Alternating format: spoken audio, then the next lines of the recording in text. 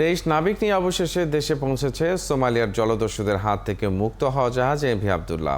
সোমবার সন্ধ্যায় কুতুবদিয়া চ্যানেলে নোঙর করেছে জাহাজটি। তবে জাহাজটি কুতুবদিয়ায় ফিরলেও মঙ্গলবার এমভি আবদুল্লাহর সব নাবিকদের এমভি জাহানমণি জাহাজে করে চট্টগ্রাম বন্দরের এনসিটি এক জেটিতে আনা হবে। সেখানে চট্টগ্রাম বন্দর কর্তৃপক্ষের পক্ষ থেকে নাবিকদের সংবর্ধনা দেওয়া হবে।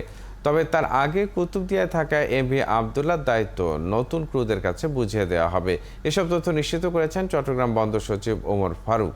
তিনি আরও জানান, কুতুবদিয়ায় কার্গো খালাস করার পর জাহাজটিকে চট্টগ্রাম বন্দরের আউটার অ্যাঙ্করেজে নিয়ে আসা হবে, আর এজন্য 2 দিন সময় লাগতে পারে। এদিকে সন্ধ্যায় নোঙর করার পরেই জাহাজটির ক্যাপ্টেন আব্দুর রশিদ এক অডিও বার্তায় জানান তারা সবাই ভালো রয়েছেন। এ সময় নাবিকদের পক্ষ থেকে কৃতজ্ঞতা প্রকাশ করা হয়। আমরা নোঙর করেছি, জাহাজের সকল অফিসার ক্রু সুস্থ আছেন, ভালো আছেন। সব কিছু ঠিক থাকলে অল্প কিছুক্ষণের মধ্যে আমাদের কার্গো নামানোর কাজ শুরু হবে। কার্গো বার্জগুলো অন দ্য ওয়ে আছে। আমি আমার সকল অফিসার ক্রুদের পক্ষ থেকে সবাইকে কৃতজ্ঞতা প্রকাশ করছি আমাদের জন্য দোয়া করার জন্য। দর্শক, জাহাজের আরও খবর জানাতে এখন চট্টগ্রাম থেকে আমাদের সঙ্গে যুক্ত হচ্ছেন সহকর্মী মাইনুদ্দিন দুলাল। দুলাল, 23 নাবিক কখন পৌঁছানোর কথা রয়েছে চট্টগ্রামের? সার্বিক প্রক্রিয়া নিয়ে কি বলছে কেএসএম কর্তৃপক্ষ?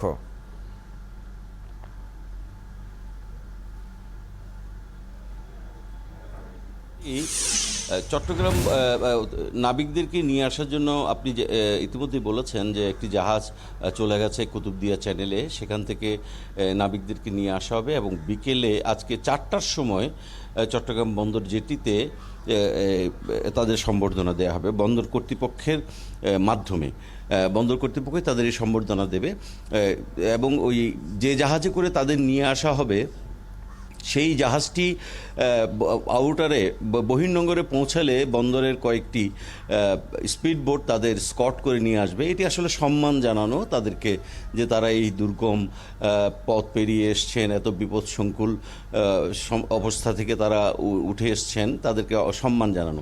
এরপরেই বিকেল 4টার দিকে চট্টগ্রাম বন্দরের এনসিটি বার্থ 2-তে তাদের সম্বর্ধনার ব্যবস্থা করা হয়েছে। এটি আসলে খুব বড় অনুষ্ঠান নয়।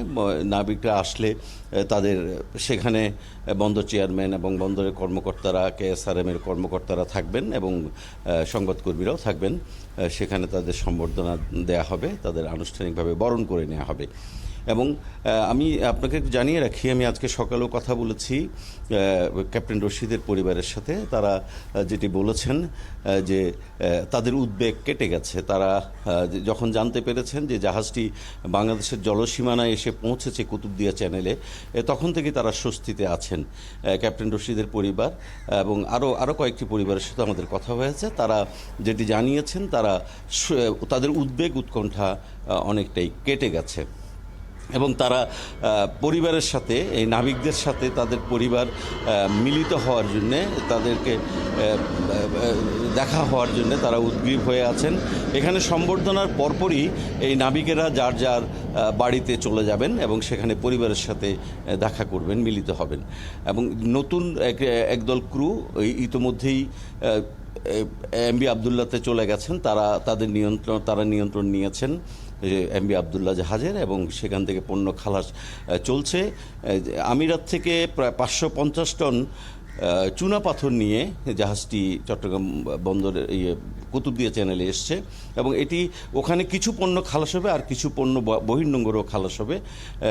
কুতুবদিয়া থেকে আসতে আরও 2 দিন হয়তো লাগবে তাদের চট্টগ্রাম বন্দরের আউটার অ্যাঙ্করেজে আসতে। এবং যে কেএসআরএম কর্তৃপক্ষ যেটি বলছেন, এবং তারাও স্বস্তি পেয়েছেন যে এত কিছুর পরেও যে জাহাজটি এবং জাহাজের 23 জন নাবিক সুস্থভাবে ফিরে এসছেন এবং তারা এই ব্যাপারটা নিয়ে স্বস্তিতে আছেন। শুধু কেএসআরএম না, আসলে আপনি জানেন যে সারা দেশের মানুষই কিন্তু উদ্বেগে ছিলেন। আমাদের সরকার প্রধান থেকে শুরু করে দেশের প্রত্যেকটি মানুষ যারা এই খবরটি জানতেন এবং প্রায় সকলেই জানতেন যে এইরকম একটি বিপদের মধ্যে আমাদের বাংলাদেশি নাবিকরা আছে, বাংলাদেশের একটি জাহাজ আছে। এখন আসলে সকলের মধ্যে আমরা সাধারণ মানুষের সাথেও কথা বলেছি, সাধারণ মানুষও খুশি, স্বস্তি ফিরে পেয়েছে যে তাদের বাংলাদেশের এই নাবিকেরা দেশের মাটিতে শেষ পর্যন্ত নিরাপদে ফিরে আসছে। এটি একটি বড় এবং স্বস্তির তারা সংবাদ। সুস্থভাবেই তাদের স্বজনদের কাছে পৌঁছবেন, আমরাও সে প্রত্যাশা করছি।